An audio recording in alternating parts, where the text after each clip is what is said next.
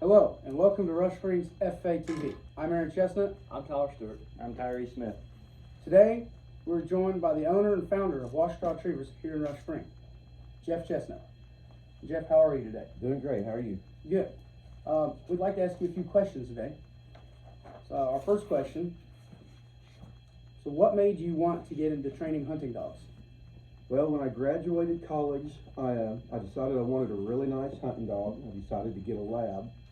And the first thing I did is I decided that I probably needed help training it. So I took him to a pro, and I spent a lot of time with that pro. And as we went through the training process, I started figuring out that I didn't really like everything that that pro did. I didn't really understand why he was doing certain things, and it didn't really seem to work right for my particular dog. So I started learning from there, learning how to read the dogs and train, and I got a few other dogs that I started training. And then once I took that dog home from the trainer, we went ahead and took him to a master national, or a master hunter dog, and it went on from there. So I just wanted a good hunting dog, and when you get a good dog, it needs to be trained by yourself or somebody. That's what made me want to get into it. About how long would you say you've been training hunting dogs? I've been training since 1995, so we're getting close to 30 years, I guess. And then full time, I quit my engineering career in 2005, and I've been training full time since then. What's been your greatest challenge so far? Honestly, the greatest challenge with training retrievers and running that kind of business and having that number of dogs around and having dogs that are that valuable to people, because they're not just they're not just worth money to them, it's their pets, it's their part of their family. It's really being able to balance life and work, because you find yourself spending all of your time trying to do a really good job for people and spend the time with the dogs that need to be spent. So I would say with any, when you work for yourself and you have your own business, balancing life and your family and with your work has really been the hardest challenge of all. What's your favorite work involved story? Well, not long after I quit my engineering career in 2005, the next spring we went to the spring grand, and I wasn't around a whole lot of people in the industry that run at that level. It's kind of the Super Bowl of the hunting dog tests.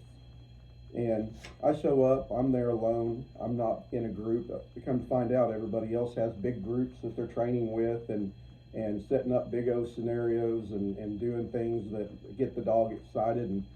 So I was just out there training at a pond alone one day, and with my 3 bumper throwers, and a group of guys come up there and said, "Well, what are you doing?" And I said, "Well, I'm training for the grand." And they looked right at me and said, "Well, that won't work.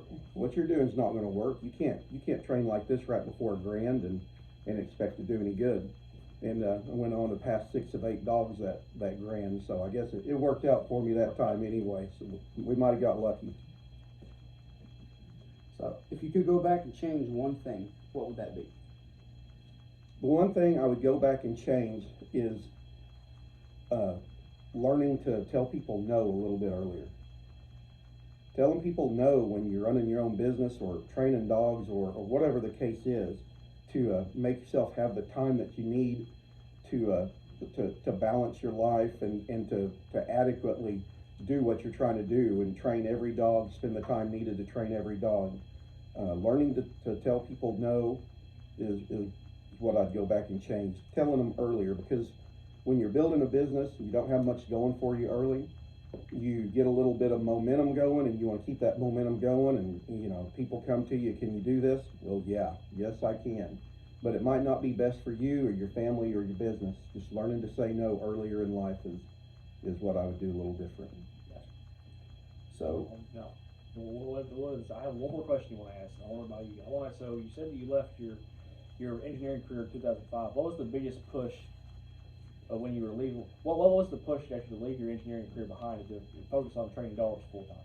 Well, I'd been with a good company for 10 years, and I knew if I stayed much longer, I was going to be there 30. because that's kind of the way it is. You stick with, stick with something that long. And I just needed to get out. I needed to get outside. I didn't like sitting inside all the time and looking at a computer.